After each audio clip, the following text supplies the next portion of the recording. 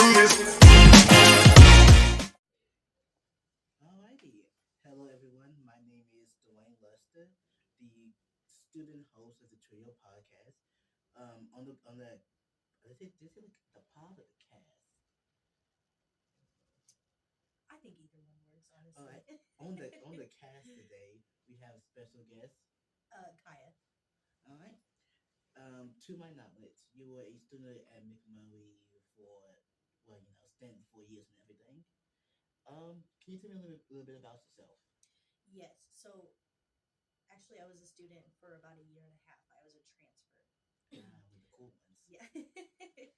I went to Western Texas College in Snyder right as soon as I graduated from high school. Mhm. I went to Tarleton, didn't like my experience there, and then I decided to take a year off and then come to McMurray. And then I graduated in December. Um, I graduated with my degree in psychology with a focus in counseling and human development. And I actually just got accepted to my master's in social work at Angelo State. So I plan on doing hospital social work and then branching out, hopefully, and doing therapy mixed with a little bit of travel social work. That honestly sounds pretty cool. Thank you. If I had to guess, hospital social work is like making sure everyone's kind of just doing okay mentally, and no one's like, I don't care what kind of medicine you give me, I'm going to fight that bird outside. Pretty much, yeah. It's still a new field for me to get into, so I won't know exactly everything, but that's a really decent and comedical way to put it. So Well, yeah, yeah. like I just take a guess. You're a psychology major. Mhm. Personally, I'm a criminology major. Okay. To deal with similar topics. We have a lot of overlap. Hmm.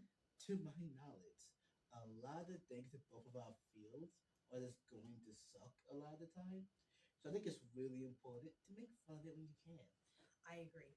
Most definitely, I'm someone that uses laughter and jokes to disguise a little bit of uncomfortable feelings. So most Yeah, I get that. definitely. So I know you said you did a lot of transfers, so I'm not too sure if this is the right question or not. Okay. But did you participate in any club trying to get Miss Murray? I did.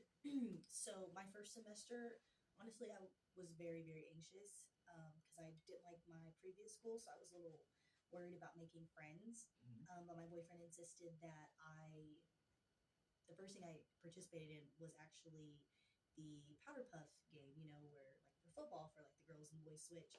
And I actually loved my team. They were so funny and so cool, and we ended up winning, which was super fun. And then after that, I just started getting into everything. I joined one of the sororities, Alpha Psi Alpha. I was a part of PATH. Promoting African American traditions and heritage. I also became part of Trio. I was the secretary and pretty much acting vice president for Psi Chi's Honor Society. I planned the induction ceremony and so many other things. So I went from like literally doing nothing to over participating. I honestly get that. Like in my first semester here, I was new, Mhm. didn't even know what to do, and my biggest problem was that I didn't do anything, so I felt alone. And then this semester, I'm doing everything, Yeah, and like I don't know if I like this or not, but it's better than the alternative. yeah. No, I think especially for I really want to say just like at this particular college, I feel like it's hard to like genuinely like not do anything. Like every group around is pretty much open and like willing to accept everyone. And if you don't meet a standard criteria, there's another group that's willing to take you in. Everyone just kind of mixes and mingles. Yeah, I really do get that.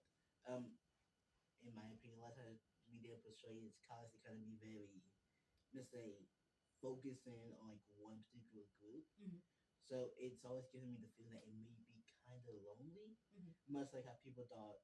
Well, this I grew up thinking high school was like when you get the bullies snapping at you, Yeah, people get shoved in lockers, yeah. and then none of that happened. It's not at all realistic. It'd be Yeah. kind of funny though. Like, come on, if you see someone get shoved in the locker, you gotta laugh at that a little bit. Yeah. And then you're like, you get to high school and you're like, oh goodness, like, am I going to be the person that gets shoved in the locker? And nobody's paying attention. In fact, there's like 2 to 3 minutes in between the passing period. You don't have time to shove anybody in a locker. You're just trying to get to your next class, so you're not getting, a tardy slip or something and going to the principals. That was probably, I think, I want to say senior year was probably when I started like getting in trouble. And that's just like after they told us the last semester didn't count. I was like, I'm not rushing anymore. That was pretty much it for me. Yeah, I get that. Like, this is gonna be a small confession. I did think about skipping class one time. My friends think about going out to eat, but I got so scared of getting in trouble. I couldn't. I heard security car. I panicked. That's real. Yeah. That's real. Yeah. But if I'm understanding what you said correctly, as far as struggles go, it was mainly just being shy and anxious and then putting yourself out there. Yeah. Just trying not to, I guess people say now, like being like the bedroom kid, like just having that one small area, like that you feel is like your safety space, rather than kind of going to the living room or going outside, literally touching grass. Like this campus is small and there's not necessarily much to do, but like the people that are here, they make it seem larger than it is. Like there's no other community that I've found at other college campuses, because I visited a lot when I graduated, that have had the same type of environment. So it made it really easy for me to get out of my comfort zone. That is like a glowing recommendation of McMurray. I know, and I'm from the area, and I did not want to like McMurray because I'm literally from Merkel, so I'm 15 minutes down the road, and my family went here, and I was like, no, I'm not going to McMurray. Because if I miss a class, you guys are gonna come to my dorm room, and you're gonna tell me to go to class, and I'm not about to be that person that already has, you know, just family on campus that they can go snitch to. Like I don't want to do that. And then I come here and I'm like, "Fa, I love McMurray." It's actually so embarrassing. Yeah, no, I get that one fear of having your parents on campus. Yep. In elementary school, my mom worked there. Every single time I step to a class, they call my mom anything. Yeah. No, that would stress me out. Yeah, but expansion. Personally, my family's like an hour or two away from here. Oh, It is okay, gotcha. awesome. I Yeah. haven't seen them in months. The balance. That's what makes it good to like. I'm older now, so I need that support. But like whenever you first really get to college or like your second or third year, you do not need to see your family that often. Like you need to get a chance to miss them, because the minute you start going back too often or they're too close, you're like, oh my goodness, I'm gonna break my car. I'm gonna break something on my car, so I cannot see you guys anytime soon. Yeah, I think because it gets the whole month. I'm like the whole month of December. Mm. I spent that with my family. Loves them to death, but I can't do that again. It's valid. So I'm not moving back in with them. I think it's a well past time. I'd rather struggle than go back and stay with them. Love you guys from a distance. Sorry. Like, I love you guys and everything, but I've been through that. I don't want to do that again. That's very valid statement. Um, One of the things I did want to ask you for sure Okay. was you said you were doing club stuff and you joined trio. Hmm. How exactly did trio kind of impact? Did it help you out a little bit? Definitely. So, my trio coach, Dr. Thompson, is primarily one of the reasons that I got so um, I want to say like pushed out into the community that McMurray has. Um, I To be honest with you, I don't exactly remember when exactly I met her. She just like came into my life, and now we're like best friends. I know she gets tired of me, but too late, you know. But she personally has like helped motivate me, kept me on track, helped me stay to my goals, and like also helped me look for different alternatives. Like I don't think that I would have applied for grad school without her and felt as comfortable in my decision about the school that I had. Also, obviously, with like funding, finding tutors, just giving me a newfound confidence. Like I said, I took a year off, so when I came back, I'm already a few years older than most of the friends that I make. But she helped me feel confident. Like, okay, like school's always going to be here. So the fact that you came back after a year and then you're going to graduate in a completely different, degree plan that you had intended for, and you're going to graduate early because most of your hours transferred over, and you're so involved in campus and you're going on the news supporting our campus. Like, a lot of people would not have the exact same motivation as you. So she kind of just held myself up, like a mirror, and was like, instead of comparing yourself to others, like, look at how far you've come. So I don't think I would have been equipped, to finish out my college years without her. I gotta say, yeah, that's pretty impressive. I'm glad the Trio Club was able to help you out a lot. Thank you. Uh, I know a lot of people on campus, and a couple people, they refer to Dr. T sometimes as a busy bee. Yeah. Yes. Like, I think half the time I just happen to be on campus, and there's at least a 30, 40, yeah, like 40% chance I just see her just in the wild. Yeah. Walking around, and she does not walk like slow. That is a fast-paced woman. Like, she has the grocery store walk that our moms used to have when they were deals and Yeah, stuff. I get She that. has that permanently engraved. One time I literally caught her, like, we went to Chipotle, I think last Sunday or something, and she was walking back to her car. Same fast, like, there's nobody else in the parking lot but us and her. Nobody's coming to get her. Her life's not in danger. Her food's not spilling out. That is her everyday regular walk, and I think that helps her get motivated to, like, keep doing what she's doing on campus. But yeah, she is most definitely a busy Yeah. bee. Um. So what you were taught in, yeah, what you were taught in school, like your classes, Mhm, and I'm going to, because you always said the trio program helped you out. mhm. Just what in general do you think was the most impactful thing you've learned, and or that's pretty much helped you, or that you're using now Like, overall or from Trio specifically? overall? I think both are important. Overall, I'd say probably just learning how to pivot. Um, I think that the college experience cannot be described exactly to a T because everyone's is going to be different. You Mhm. come in and you have a certain path that you believe that you're going to go, and sometimes it doesn't turn out that way. And you can know, like, for me personally, I wanted to do theater and law. So when I started, that's all that I was focusing on. Even law, I know, that's right? a really unique combination. Thank you. Well, in Texas, you don't have to have any prerequisites to go to law school. You just have to have your bachelor's and then take your LSAT. And I was getting free school to go for theater. So I was like, I'm about to be a first generation college student. I'm trying to take out as little to no loans as possible. Makes Yeah. sense. Yeah. So yeah, I would say definitely learning how to pivot. So I went from theater and law, and I continued at Tarleton. I was not having the best time, and I realized, even though I love being on stage, I felt like by the time that if I graduated with this degree, that I wouldn't be doing anything with it. So I would just, and there's nothing wrong with that. Lots of people, have degrees that they're not using, and they're in completely different environments. But the type of work and the type of person I am, that's not going to work for me. So I said, let me take some time off. Let me get my mental health together, and let me look what other options are out there. And I really enjoy talking to people, not necessarily like analyzing their problems, but coming up with situations. And I remember studying, like, intro to psych in high school, and I was like, I kind of want to look into that. So I, spoke to some advisors here, and that's why I applied, and it's been the best thing ever since. Like, um, this entire the pretty much the last year and a half that I was in school, the rest of my entire college stuff was literally just learning how to pivot. I wanted to be more involved on campus. I wanted to have a good work life balance. I wanted to have a good relationship, and I wanted to know how to take care of myself. Like, as an adult, I didn't want to feel like I wasn't prepared for the outside world, even though Mm-hmm. I'd already lived it. But I really wanted to be more prepared with my degree and what I could use it for.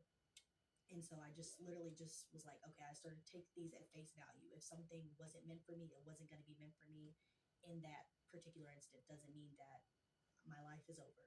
I'm also very dramatic, so I had to stop doing that as well. Well, you said you were planning on a dating degree. I Yes. think it's a prerequisite to be dramatic. Yeah.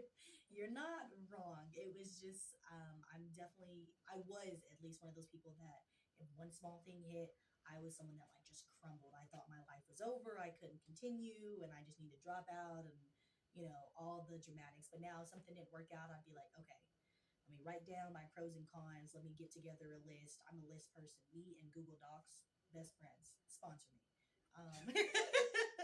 Hey, we got Google. I am a Google Docs person. I have lists for every single thing. I love everything so down bad because it helps me to look at things more visually. So if I can look at my other options and see what else is out there rather than just panicking and closing up, it's made the world of a difference. So yeah, like I said, pivoting is like the best thing that you can I can I can dig it. do. I know we've had people come here and talk about how to be more confident, or I think it was Hope Pentland. I'm not Mm, good with names. yes, yes, Oh, yes. I was Dr. right. Hope, yeah. Yes, I was. He came actually to you. I was talking about mainly confidence, but she also did mention pivoting once or twice Hmm. and how important it is. Yeah, definitely. Uh, well, I think you've already said it, but if you had anything to tell yourself, like let's just say before you switched to do different colleges, or even in between, Hmm. what would you tell your younger self? Assuming you have time to see it, like no time loss. Yeah. Um, Honestly, I'd probably just tell myself that it's all gonna work out. Like everything that I said that I was going to accomplish, I have accomplished it. It may not be in the time frame that other people have around me, but I'm definitely here where I am. I'm more confident because it took the time for me to get there. It took a lot of lessons, and I don't think I would have been, I guess, more appreciative and understanding of my journey had I gotten it when I thought that I did. Like graduating college, if I had graduated on time with my theater degree, I don't know where I'd be. But because I took a year off and I came back to McMurry, changed my major, made some friends, got the college experience that I knew that I needed to have, I feel so much more ready to go out into real life. Like I don't feel like I'm just like hanging on around campus, like, oh, I miss the days of college, and everybody's like, you were here, get out, you don't go here anymore. So that's a good thing for me, I guess. Where you could just do the old fashioned, like you might want the house and you just like back in my day there used to be a garden. Yeah, I hope to never become one of those people. I feel like I lived my college experience and I'm glad that I got to have it. But if you ever see me doing that, please hit me with your car. You know, I don't have a car, but I'll build one just for that occasion. Good. Okay, good. Um, yeah, I think I think I think what you're saying is really impactful because I'm gonna connect to my own life real quick. Okay. I've had struggles with the whole, hey, this kind of sucks, and I don't know what I should be doing. Yeah. And just hearing, just hearing that from you, that you need to know that no matter how long it takes, things will work out is really significant. Like I I'm agree. certain if I just like wake up one morning and future me is just saying, "Hey kid, it'll work out," and then just disappearing. Well, by golly geez, I'll be a whole new person. Yeah. No, I agree. I think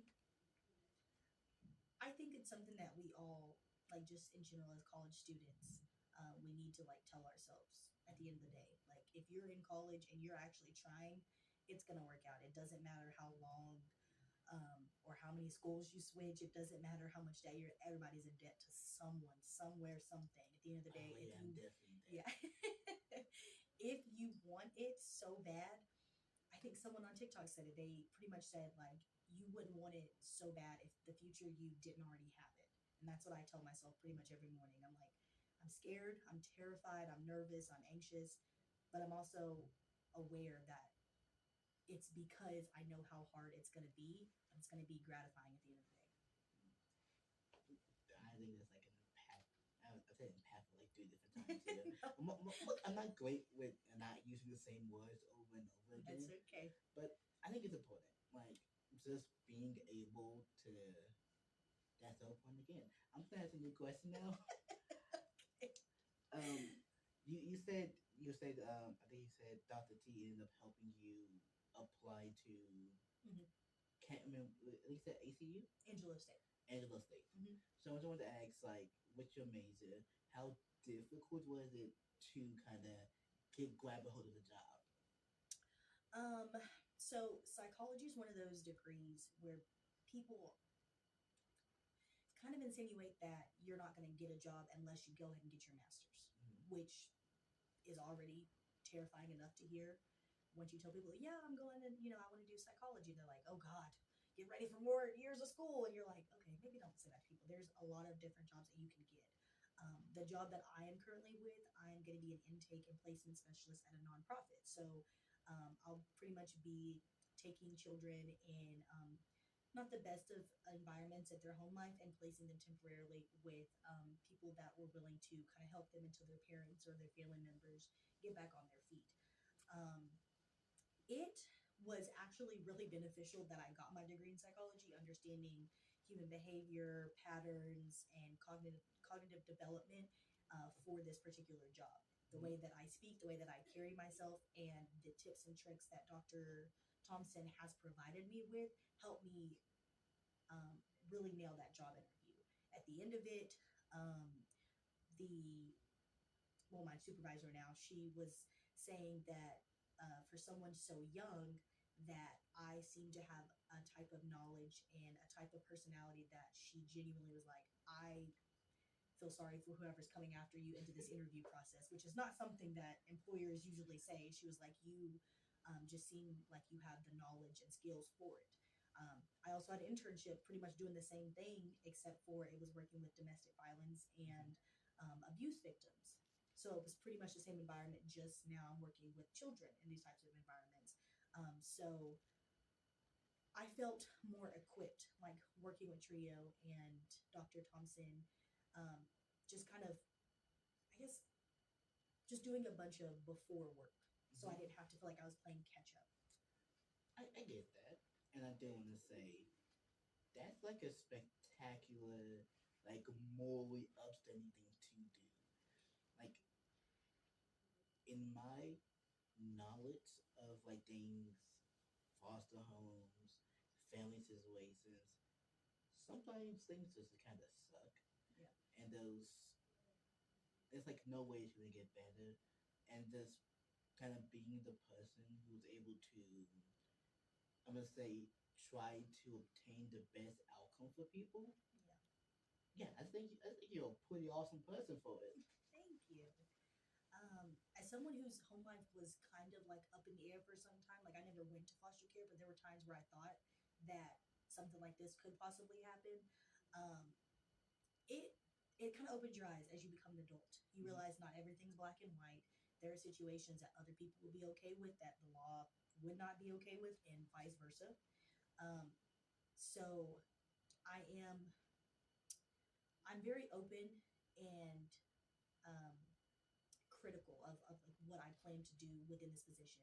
But like eventually down the line, well, when I'm well established and I've got the funds and the career experience and stuff like that, I want to actually open up or expand upon a nonprofit in in like a low income type of environment to help focus on Black men's mental health and kind of structures around that. That is a very difficult task. As a black Yes. man myself, Yes.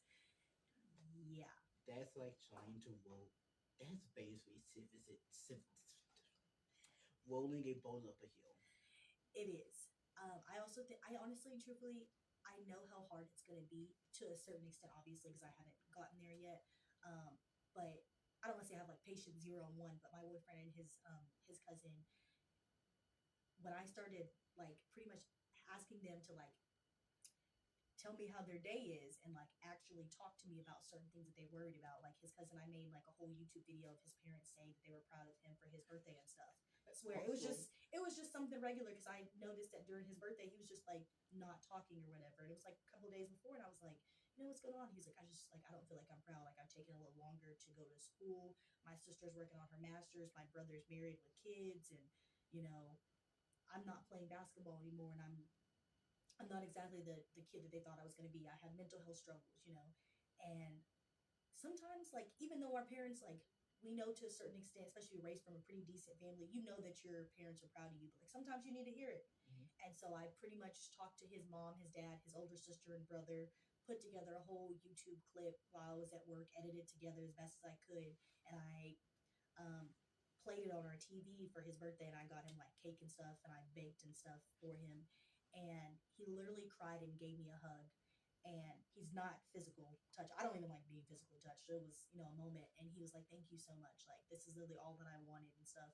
So then my birthday is a couple of days after his, and him and my boyfriend went and got me a whole plate of tacos, which that's all I wanted for my birthday anyway. A whole plate of tacos, flowers. They showed up to my job with this beautifully decorated like K for my name and stuff.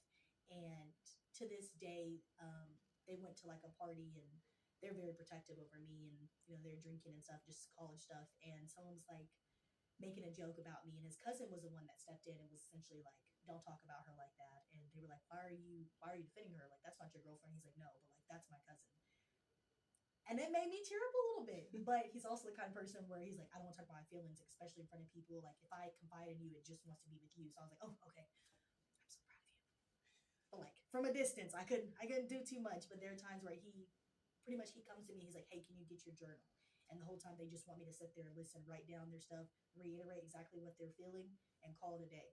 And that's our little sessions like that. But like it's like baby steps, and I've helped them so much, and like seeing that change in them as black men like makes me proud and makes me want to continue to do this type of work, so that way later down the line when I do get into this type of environment and field, I can say it does work. I'm honestly so glad there's someone out there doing that. Uh, well, first, I do want to comment on. Do you like do like the cliche way, like they're laying on the couch, you in the chair? No, Aw. honestly, it honestly just kind of depends on where they need me. We usually just go to the kitchen table. It's just our neutral spot, so nobody feels like there's a power dynamic. Um, and I usually just bring a bunch of snacks and we just throw it in. So we try to make it. I try to make it as casual as possible. Obviously, I'm not a practicing counselor. I do not pretend to be anything like that. Mhm. But I just like to be that ear for them, um, and make them as comfortable as possible. Just thinking I was going wait to back to the actual important point I was going to Mhm. say. Yeah, I'm just glad there's someone out there doing that. Like I said, in criminologist, I yeah pretty much study it. I've listened a couple of times. Like with black culture, a lot of times people expect black men to be very reserved and quiet. Mhm.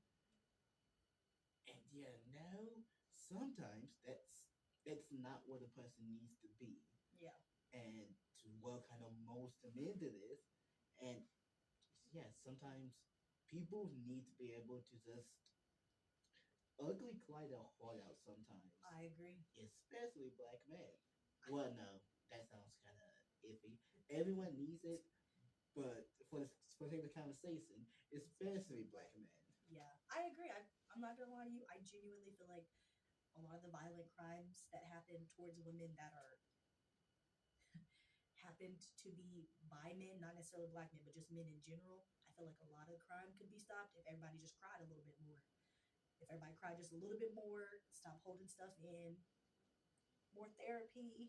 I feel like a lot of crime would decrease if you're able to speak Mm, clearly and talk about how you feel, even if it's not to every single person. You don't need to, that's trauma dumping to a certain extent. That's trauma dumping. yeah. But if you could just convey your feelings in a healthy, non toxic manner, there's no need to get violent. There's no need Oh for yeah, it. I agree. A concept we talk about in criminology pretty much about a lot recently is that a good factor behind people committing crimes is feeling excluded. Yeah. Like let's take McMurray for example. To my knowledge, Mhm. there has been any crime on here, and that's because a lot of people are engaged with something. Yeah. Like I'm part of the esports club. I Mm, work okay. I work here in Trio. Not saying I would commit crime, but saying I'm not doing anything. I'm bored. I might. I don't know. Maybe I might. What's like a crime that no one cares about? I might step on like Mr. Jenkins' mom or something. Okay. I was trying to think of a crime. I was like, are there crimes that nobody cares about? I I'm mean, sorry. maybe Mr. Jenkins cares Yeah. about, but I don't think I can arrest it for that. Yeah. But yeah, like being involved. I think it's yeah, being involved, and even then, this is a college. Many people are like, okay, I have to get a degree. That's Hmm. like the main reason many people are here, Hmm. and therefore they also believe in this place. Yeah. And just with racism, all of that, without getting into all of that, Mhm. a lot of black men don't grow up in in a place or place community where they're allowed and able to interact. And if they can't and they're not involved in anything, Mhm. then I don't know why should they care if they never make the take as long, or Yeah, I break a window or two. yeah. For the record, he's not doing I'm not doing that. That is for the sake of the conversation. I do not commit that. crimes. There's a broken window. It was not him. I, I, Disclaimer. I can't do a ball. Right? Right? Just put that And, out there. and just to kind of in a whole discussion on a pretty high note. Okay. Um, Overall, are you satisfied with your experience in college? And would you pretty much recommend it to him when it comes around? Oh, definitely. College is one of those things that I feel like has built the rest of my personality. You kind of start with in high school and stuff, but those are people and places and things that you see Monday through Friday. You see them every single day. So you kind of feel like you're kind of like stuck there. But once you go to college and you get to, it's a whole brand new experience. It's kind of like a rebrand. You get to pick and choose who you are, what you want to be involved with, the type of person you want, the political environment you choose to surround yourself with. And I don't think I would feel as confident as I am. Mhm. Now, obviously, there are jobs and careers that you can definitely obtain without a college degree. College is not for everyone, but I feel like for the people that want to try this journey and think that they have what it takes, it is definitely worth it. I loved my college experience. Um, some days I wish I was 18 again so I could start it back all over simply because I lived to the fullest potential I possibly could. When I tell you I was outside, I was doing things, I was meeting people, I was best friends with my professors, I was at any meetings, clubs, anything possible to get my name out there. And because I have built a spectacular resume and lots of rapport with the careers that I had along the way, the people, the places, um, it's been the best experience for me. Now I understand why people like come back for like their college homecomings. High school, that's sketchy, but college, I completely understand it. It's really where you kind of set your new roots, like as an adult. That is what? Yeah, what? No, I was gonna say yeah, that's impressive, and I am yeah, I'm glad that you were able to enjoy your experience here. Like I'm not like the best person. Like once again, I'm a freshman here. Mhm. I don't have the most experience. Most of my experience, or things I've heard is admittedly hearsay. Mhm. But I've seen a sentiment online. I got it. Sorry, I've heard a sentiment online a couple of times that college is a lonely experience, and at least from what you're telling me and what I got from this conversation, the main thing is you need to be able to push yourself out there, Yes. and once you do, you are going to grow as both an individual and a person. Yes. And I think we could pretty much both agree here that that's the main thing that's going to set you up for success in your career. No matter what Mhm. you do, being able to just talk to people like Mhm. a normal human being, Yeah. Yes. that pretty much nets a pretty good rapport.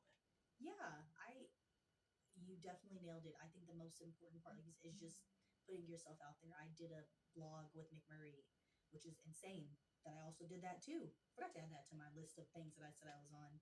But my main quote on there was just say yes, get out of your dorm room, meet people, have fun. Like when you're on a college campus, everyone understands, like you still have that feeling of loneliness underneath. And I think that's genuinely just becoming an adult, stepping away from your parents, your family, everything that you knew. And then once you come to a college campus, everyone already has those same feelings. So they're more likely to kind of draw you in, like, yeah, hey, do you kind of struggle with this a little bit? Yeah. Are you struggling in this class? Hey, do you want to come eat with us? It's simple things like that that lead up, like you said, to going the big mile and getting jobs that you want and just becoming the person that you know that you're meant to be. All right. Thank you for coming to meet. Thank you. Lab was I can't speak sometimes. Thank you for coming to meet me, and I hope you have a great career. And I look forward to hearing about your pursuits in the future. Thank you.